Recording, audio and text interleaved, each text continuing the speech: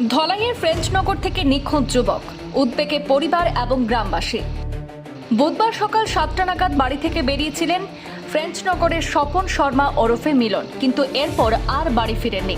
সম্ভাব্য বিভিন্ন জায়গায় আত্মীয় স্বজনের মাধ্যমে খোঁজ চালিয়েও এখনো তার কোনো সন্ধান পাওয়া যায়নি। ফলে দুশ্চিন্তায় রয়েছে স্বপনের পরিবার, পাশাপাশি উদ্বেগে রয়েছেন ফ্রেঞ্চনগরবাসীও। ঘটনার পর স্বপনের মা বেলারানী শর্মা লায়লাপুর পুলিশ আউটপোস্টে একটি লিখিত নিখোঁজ ডায়েরিও করেছেন। এখন পরিবারের একটাই অপেক্ষা, কোথায় রয়েছেন স্বপন, কবে ফিরবেন বাড়িতে।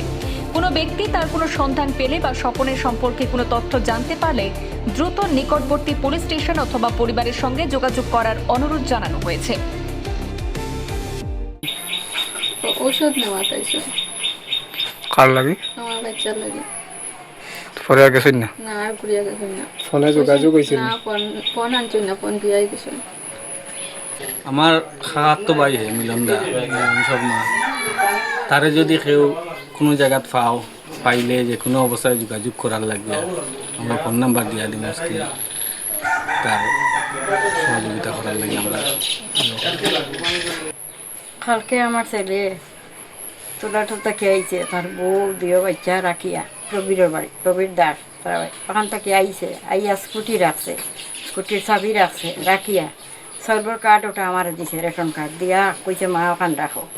আর কইয়া একটা নাইলনো ব্যাগ বগলও রয়েছে ঢুকাইয়া আর ফুইসমেন্দি গেছে। আমি গিয়া পারে উগি দিয়া দেখি হে যে আর ফুইসমেন্দি, আর তার কোনো খোঁজ পাইছি না। স্বপন শর্মা ওরফে মিলন, যাকে আমরা মিলন বলে চিনি, তিনি গতকাল ওনার ধর্মের ভিত্তিতে বানানো এক আত্মীয়র বাড়ি তুলারতল সেখানে ছিলেন এবং সেখান থেকে সকাল 6:30টার দিকে ওনার নিজ বাসভবন প্রেসনগরে আসেন এবং প্রেসনগরে আসার পর ওনার মাতৃ ওনার বাসস্থানে ছিলেন।